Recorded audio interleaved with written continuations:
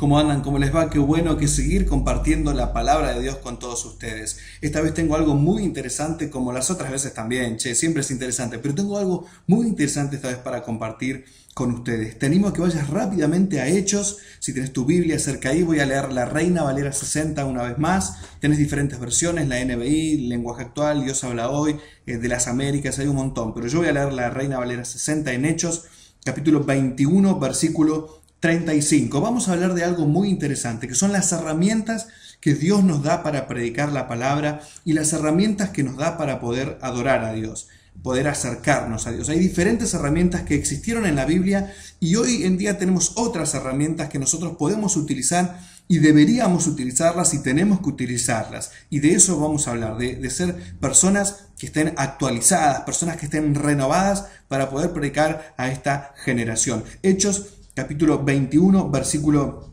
35, vamos a ver cómo Dios utilizaba a las personas y estas personas utilizaban los diferentes medios y las capacidades que Dios le había dado. Por ejemplo, vamos a hablar del apóstol Pablo cuando lo iban a arrestar. Te muestro más o menos el contexto. Lo iban a arrestar a Pablo por predicar la palabra. Entonces, el versículo 35 del capítulo 21 dice: al llegar a las gradas aconteció que era llevado en peso por los soldados a causa de la violencia de la multitud. Había mucha gente que lo agolpaba cuando lo estaban llevando a Pablo, lo movían de acá para allá, entonces los soldados lo estaban llevando. Versículo 36 dice: porque la muchedumbre del pueblo venía detrás gritando, muera, muera, le gritaban. Versículo 37 dice: cuando comenzaron a meter a Pablo en la fortaleza, dijo al tribuno, o sea, Pablo le dijo al tribuno, al que lo llevaba: ¿se me permite decirte algo? Y él le dijo: ¿sabes griego? Porque le habló en griego Pablo. Pablo le dijo eso en griego. ¿No eres tú aquel egipcio que levantó una sedición antes de estos días y sacó al desierto los 4000 sicarios? Le pregunta. Todo esto en griego, en otro idioma. Entonces dijo Pablo: yo de cierto soy hombre judío de Tarso, ciudadano de una ciudad no insignificante de Cilicia, pero te ruego que me permitas hablar al pueblo. Todo esto se lo decía en el idioma del tribuno, ¿sí? Se lo estaba diciendo en griego. Y cuando él se lo permitió, Pablo, estando en pie en las gradas, hizo señal con la mano al pueblo y echó gran silencio. Habló en lengua hebrea diciendo, y ahí Pablo empezó a hablar en hebreo, en su idioma.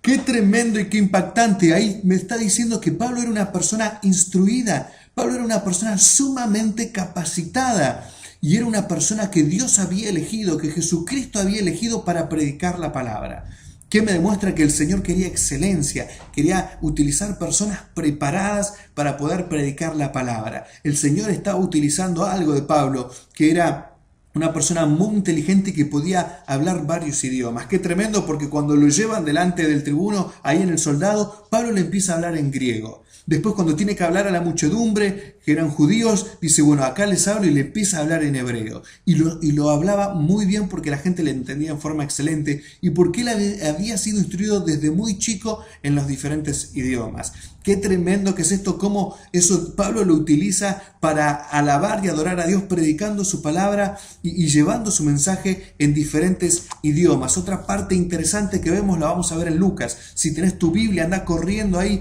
con tu mano, corre con tus dedos, por así decirlo, buscando en el Evangelio de Lucas capítulo 1, versículo 1.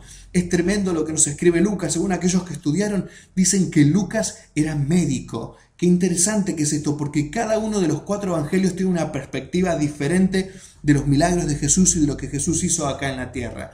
Pero Lucas tenía una visión espectacular de esto y nos dice así: puesto que ya muchos han tratado de poner en orden la historia de las cosas que entre nosotros han sido ciertísimas, tal como nos lo enseñaron los que desde el principio lo vieron con sus ojos y fueron ministros de la palabra, me ha parecido también a mí, después de haber investigado, dice, con diligencia, todas las cosas desde su origen, escribírtelas por orden, oh excelentísimo Teófilo, se lo escribe a otra persona, Lucas, y el versículo 4 dice, para que conozcas bien la verdad de las cosas en las cuales has sido instruido. ¿De qué me está hablando Lucas? Me está hablando de la investigación, algo que no existe muchas veces en nuestros en medios congregacionales, por así decirlo. Nosotros hablábamos la vez pasada de las diferentes congregaciones y decíamos que uno de los errores que hemos cometido es la prohibición. Cuando había ignorancia, cuando hay ignorancia te dicen no, no se puede, está prohibido. En vez de investigar, en vez de buscar, en vez de leer, ¿qué es lo que hizo Lucas? Él investigó, dice. ¿Para qué? Para poner en orden las cosas que entre nosotros han sido ciertísimas, dice. Él da seguridad de que han sido ciertas. Pero ¿por qué él investiga y lleva y demuestra de una forma fehaciente y tremenda, como si fuese delante de un tribunal todo esto? ¿Por qué? Para aquellos que no querían creer y que no creían. Entonces él a eso le daba una demostración científica de los milagros que habían pasado. Dice que aquellos que estudiaron, dice que el Evangelio de Lucas es impactante por cómo habla de las sanidades que Jesús hizo, por la perspectiva y la forma en la cual dice y habla de las sanidades que hizo Jesucristo en la tierra. Dice que son típicas de una persona estudiosa, de una persona, de un intelectual. ¿Por qué? Porque él lo que había hecho era investigar todo lo que había pasado, todo lo que había sucedido. Entonces, una de las herramientas que Lucas utilizó para adorar a Dios, para alabar a Dios y predicar el Evangelio, dos cosas que venimos hablando, adorar y alabar a Dios y predicar el Evangelio, es esto, la investigación y hacerlo en un papiro en aquel entonces, hacerlo en papel para hoy nosotros. Él utilizó los medios que tenía, los medios tecnológicos que tenía en esa época. Ahora usted me va a estar diciendo, bueno, Julio, pero todo esto es en el Nuevo Testamento. Yo te animo que vayas conmigo rápidamente a 1 de Samuel capítulo 16. 1 de Samuel capítulo 16, versículo 14, me dice... Es cuando David toca para Saúl. Qué tremendo que es esto, ¿no? Dice, el espíritu de Jehová se apartó de Saúl y le atormentaba un espíritu malo de parte de Jehová.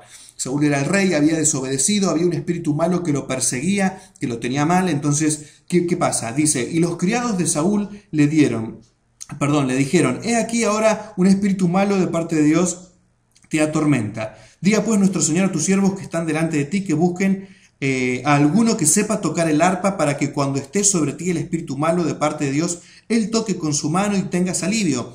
Y Saúl respondió a sus criados, buscadme pues ahora alguno que toque bien y traédmelo. Entonces uno de los criados respondió diciendo, he aquí yo he visto a un hijo de Isaí de Belén, que sabe tocar y es valiente y vigoroso y hombre de guerra, prudente en sus palabras y hermoso, y Jehová está con él. Qué impactante que es esto. Estaban buscando un músico que sepa tocar bien. Ese era David, no había otro. Buscaban un músico, dice, ¿y qué tenía esto? Era famoso prácticamente, por así decirlo. Él estaba en un lugar escondido cuidando ovejas, pero la gente conocía de ese don. ¿Quiénes? Los que estaban al lado del rey, los criados del rey, lo habían escuchado tocar. No solamente lo habían escuchado tocar, sino que sabían quién era él, porque no solamente le dan una descripción y le dicen, sabe tocar, o sea, toca bien. No solamente eso le dicen, sino que también le dice, sabe tocar, es valiente, vigoroso, hombre de guerra, prudente en sus palabras y hermoso. Esa descripción la dan personas que conocen a otra persona. Esa gente conocía a David, esa gente sabía quién era David. Pero David, ¿qué utilizaba en aquel entonces cuando estaba solo cuidando sus ovejas? Un instrumento. ¿Qué hacía? Estudiaba su instrumento. Utilizaba algo que para aquel entonces era tecnológico, no cualquiera podía tocar. Ese instrumento le servía para tener una plena comunión con Dios, para llegar a su presencia, para estar ahí con Dios, para él adorarle. Claro, en aquel entonces no tenía la posibilidad de entrar a la presencia de Dios, porque eso lo hacía el sacerdote por medio de un sacrificio, pero él sí podía darle ese sacrificio musical que le daba siempre. Él podía acercarse, él podía estar ahí. ¿Por qué? Porque él sabía utilizar un instrumento de música.